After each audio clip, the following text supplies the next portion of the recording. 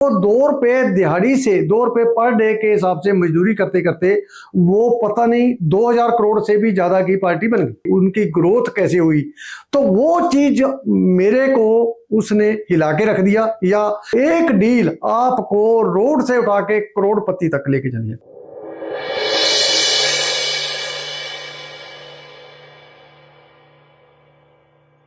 हाँ दोस्तों, राजवंश सिंह वाली प्रॉपर्टी गुरुकुल चैनल में आपका स्वागत है। आज का जो टॉपिक है, एक डील से करोड़पति, power of real estate business.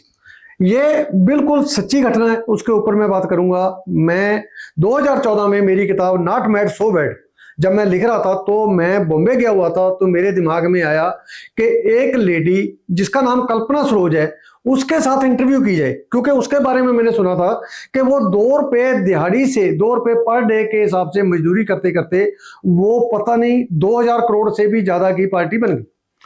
तो जब उनके साथ मैं उनके घर पे टाइम लेके गया, बात करी, बात करने में उन्होंने जो मेरे को बताया कि उनकी ग्रोथ कैसे हुई, तो वो चीज मेरे को उसने हिला के रख दिया। या ये समझो कि बहुत मेरे को उसने इंप्रेस किया, जो आपके लिए बहुत जरूरी है साझा करना।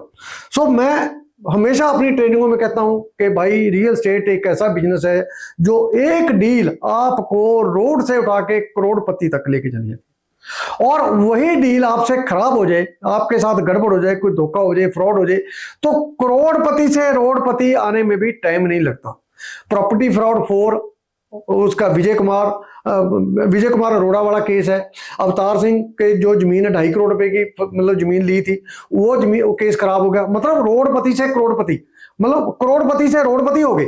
और ये देखो, जो लेडी 2 रुपए पर डे पर मजदूरी करती है और उसमें थोड़ा सा आगे बढ़ती है, तो उसने एक डील ऐसी खरीदी जिसने उसको करोड़ों रुपए दिए और वो सीधी करोड़पति बन गई। स्टोरी ये है कि कल्पना सरोज 2 रुपए दिहाड़ी पे बॉम्बे में किसी के पास काम करती थी, दर्जी के पास। धीरे धीरे उन्होंने कोई लोन लिया, लोन लेके फर्नीचर की दुकान बनाई। फर्नीचर की दुकान बनाने के बाद उनके पास सेविंग होगी 1.5 लाख रुपए की। तो कोई बॉम्बे पूना हाईवे के ऊपर एक जमीन का टुकड़ा पड़ा था, वो मालिक उसको बेचना चाहता था, लेकिन उसके आसपास वाले लोग पता नहीं क्यों उसको मतलब बेचने नहीं दे रहे थे, उसमें कोई झगड़ा क्रिएट कर रहे थे। तो उन्होंने, जो ये मालिक था, ये कल्पना सरोज के पास आया कि मेरे को ये जमीन बेचनी है, मैंने अपनी बेटी की शादी करनी है। तो कल्पना सरोज ने मना करने की बात करी कि मेरे पास तो ना पैसा है, ना मेरे को जमीनों का तजर्बा है। तो वो पता नहीं रो पड़ा बंदा, या किस तरीके से उसने उसके पैरों में पड़ गया। तो उसने कहा कि यदि आप ये जमीन नहीं लोगे तो मेरी बेटी की शादी नहीं होगी। तो कल्पना सरोज ने कहा चलो देखते हैं। कल्पना सरोज ने बता दिया कि मेरे पास इतने पैसे हैं। वो कहते हैं मेरे को इतने ही दे दो, बाकी बाद में दे दो। तो कल्पना सरोज के पास पैसे नहीं थे, तो ये सीसीएम का फार्मूला उन्होंने लगाया। सीसीएम का मतलब कैलकुलेशन, दूसरा कंपैरिजन ऑफ रेट और तीसरा मैनिपुलेशन। तो फार्मूला क्या लगा कि उनके पास पैसे नहीं थे, जमीन किसी तरीके से ले ली, तो जमीन को डेवलप करके बेचने की बात आ गई। तो उनके पास पैसे नहीं, उन्होंने अपने साथ अनिल होत चंदनी नाम के बंदे से बात करी, जो आदमी इस जमीन में पैसा लगाने के लिए तैयार हो गए। और जब जमीन डेवलप हो गई, उन्होंने बेची, डेवलप करके बेची, तो कई करोड़ में बिकी।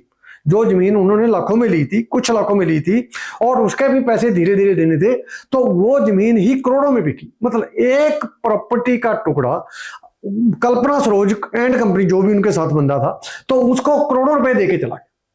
तो यहां से कल्पना सरोज की तरक्की के रास्ते शुरू होते हैं। उसके बाद कमानी ट्यूब, फलाना पता नहीं अब तो कहां पर, मतलब कहां तक वो पहुंच गई है।